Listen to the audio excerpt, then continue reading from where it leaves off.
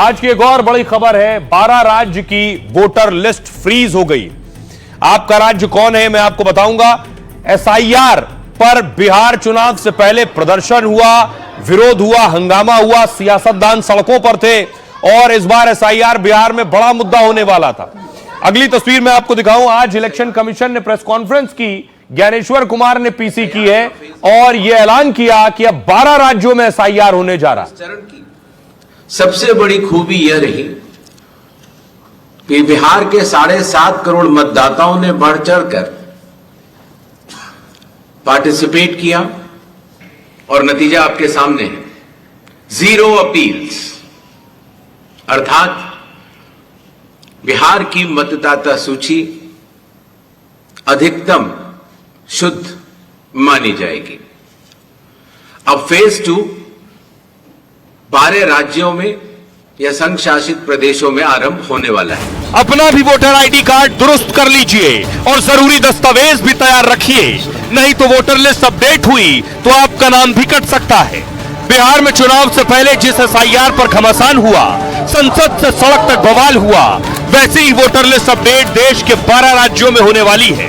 अब फेज 2 12 राज्यों में या संघ शासित प्रदेशों में आरंभ होने वाला है। जैसे ही वोटर लिस्ट फ्रीज होने का ऐलान हुआ, देश में फिर नया सियासी तूफान शुरू हो गया। तो एक नंबर का झूठा आदमी एसआईआर पे बिल्कुल सफेद झूठ बोल रहा है चुनाव आयोग, और बिहार की जनता को सावधानी से एक साथ होकर इसका जवाब देना चाहिए। राहुल गांधी और तेजस्वी यादव और कई पार्टियों ने गुमराह करने का काम बिहार की जनता को किया था, लेकिन ये सफल रहा।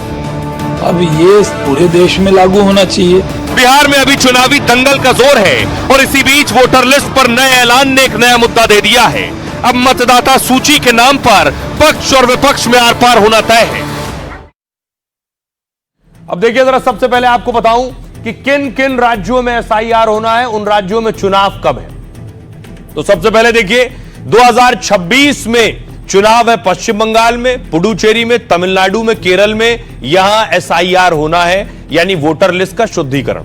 2027 में उसके बाद चुनाव है उत्तर प्रदेश में, गोवा में और गुजरात में। यहां उससे पहले एसआईआर हो जाएगा। 2028 में चुनाव है राजस्थान, मध्य प्रदेश और छत्तीसगढ़, अंडमान निकोबार। यहां उससे पहले एसआईआर हो जाएगा। ये है वो 12 राज्य जिसमें वोटर लिस्ट रिवीजन होगा। आइए अब आपको बताऊं इसकी जरूरत आखिर क्यों पड़ी है और कब कब ये एसआईआर हुआ। इससे पहले बिहार के 12 राज्यों, बिहार के बाद 12 राज्यों की वोटर लिस्ट अपडेट होगी। अब जिन राज्यों में एसआईआर होगा वहां वोटर लिस्ट आज से फ्रीज हो गई है और कल से शुरू होगा नया नाम जोड़ने और हटाने का काम। 1951 से अब तक 8 बार वोटर लिस्ट अपडेट की जा चुकी है। इसमें 18 साल से ज्यादा के नए वोटर्स को जोड़ा जाता है, जिनकी मौत हो चुकी है या जो शिफ्ट हो गए हैं उनके नाम हटाए जाते हैं। वोटर लिस्ट में नाम और पते में भी हुई गलतियां ठीक की जाती हैं। बिहार चुनाव से पहले वोटर लिस्ट को लेकर भारी घमासान हुआ। बिहार में वोटर लिस्ट अपडेट हुई तो करीब 70 लाख नाम कट गए। बिहार की फाइनल लिस्ट में 7 करोड़ 42 लाख वोटर्स और जो मतदान देंगे और 12 राज्यों में करीब 51 करोड़ मतदाता हैं जिनकी लिस्ट अपडेट होगी। उसके लिए 5 लाख से ज्यादा बीएलओ यानी बूथ ऑफिसर लगाए जाएंगे, जो घर घर जाकर खुद मतदाताओं से फॉर्म भरवाएंगे और जांच करेंगे। यह है तैयारी। अब आइए आपको बताऊं, अब जब आपके यहां एसआईआर होगा आपके राज्य में, तो कौन सा आपको दस्तावेज रखना है। देखिए कौन कौन से दस्तावेज जरूरी हैं। सबसे पहले आपके पास आधार कार्ड होना चाहिए, जन्म प्रमाण पत्र और पासपोर्ट होना चाहिए। इनमें से कोई एक दस्तावेज। ये नहीं है तो आपके पास 10वीं की मार्कशीट हो, स्थायी निवास प्रमाण पत्र हो, वन अधिकार प्रमाण पत्र हो। यह भी नहीं है आपके पास तो जाति प्रमाण पत्र, राष्ट्रीय रजिस्टर यानी एनआरसी में नाम या परिवार रजिस्टर में नाम हो। इसके अलावा जमीन या मकान का आवंटन पत्र हो, पेंशनर पहचान पत्र हो, किसी सरकारी विभाग द्वारा जारी पहचान पत्र हो।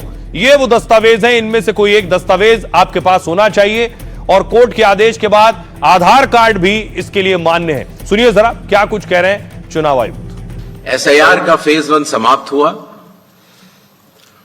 और इस चरण की सबसे बड़ी खूबी यह रही कि बिहार के 7.5 करोड़ मतदाताओं ने बढ़ चढ़कर पार्टिसिपेट किया और नतीजा आपके सामने है। 0 अपील्स, अर्थात बिहार की मतदाता सूची अधिकतम शुद्ध मानी जाएगी। अब फेज 2 12 राज्यों में या संघ शासित प्रदेशों में आरंभ होने वाला है। तो जैसे ही ऐलान हुआ एसआईआर का, सियासी घमासान शुरू हो गया, ठीक वैसे ही जैसे बिहार में हुआ था। देखिए क्या हुआ। डिम्पल यादव कह रही हैं ये लोकतांत्रिक व्यवस्था को कमजोर करने की कोशिश है, सरकार की नीयत ठीक नहीं लगती है। एसआईआर कराने के पीछे आखिर इनकी मंशा क्या है? इतने चुनाव हो चुके हैं, क्या अब तक सभी अनडेमोक्रेटिक थे? स्टालिन कह रहे हैं एसआईआर के जरिए बीजेपी वोट छीनने की कोशिश कर रही है। ऐसे गैर लोकतांत्रिक प्रयासों का कानूनी रूप से मुकाबला करेंगे और मतदान अधिकार छीनने की इनकी कोशिश नाकाम करेंगे। प्रवीण खंडेलवाल बीजेपी के सांसद कह रहे हैं देश में बहुत से लोग जिनके पास वोट देने की पात्रता नहीं है, फिर भी उनका नाम वोटर लिस्ट में शामिल है। लोकतंत्र को मजबूत बनाने के वोटर लिस्ट के लिए का रिव्यू और अपडेट बहुत जरूरी है। तेजस्वी यादव कह रहे हैं काश ये लोकसभा चुनाव के बाद ही हो जाता, तब ये एसआईआर क्यों नहीं हुआ? बाढ़ की हालत में डॉक्यूमेंट कैसे दिए जा सकते हैं? तेजस्वी पहले भी कह चुके हैं कि बिहार के बड़े इलाके में बाढ़ आई या यूपी के बड़े इलाकों में बाढ़ आई, वहां दस्तावेज कैसे सुरक्षित होंगे? उमर अब्दुल्ला कह रहे हैं चुनाव आयोग को राजनीतिक दबाव में काम नहीं करना चाहिए, उससे पहले बिहार के नतीजों का आकलन करना चाहिए था, लेकिन लगता है जल्दबाजी में उसने ऐलान कर दिया है।